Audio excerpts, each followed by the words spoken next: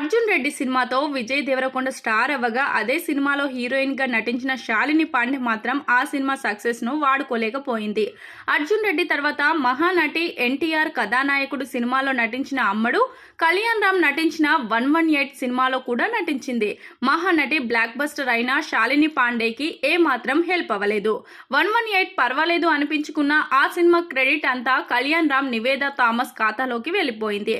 టాలీవుడ్ నుంచి కోలీవుడ్ అటు బాలీవుడ్ లో కూడా అమ్మడు తన లక్ టెస్ట్ చేసుకుంటుంది.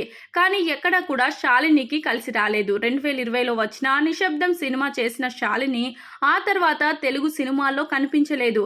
ఇక్కడ ఛాన్సులు కూడా అందుకోలేదు. 2 ఏళ్ల క్రితం బాలీవుడ్ లో ఒక సినిమా చేసింది. ఆ సినిమాలో నటించిన అమ్మడు ఆ సినిమాతో కూడా సక్సెస్ అందుకోలేదు. ప్రస్తుతం అమ్మడు బాలీవుడ్ లో వస్తున్న మహారాజా సినిమాలో నటిస్తుంది.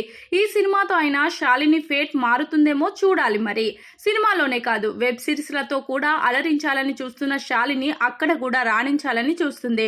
సినిమా ఆఫర్ల కోసం ఈ మధ్య పూర్తిగా సన్నబడిన శాలిని ఆడియన్స్ ని అట్రాక్ట్ చేసేందుకు రకరకాల ఫోటో షూట్స్ చేస్తుంది.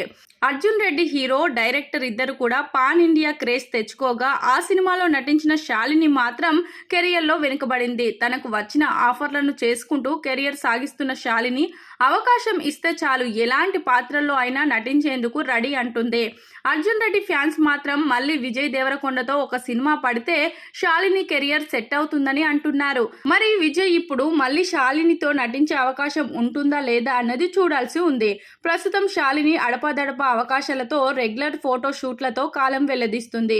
ఏం చేసినా సరే మళ్ళీ తెలుగులో ఆఫర్స్ అందుకోవాలని తెగ ప్రయత్నాలు చేస్తుంది ఈ అమ్మడు.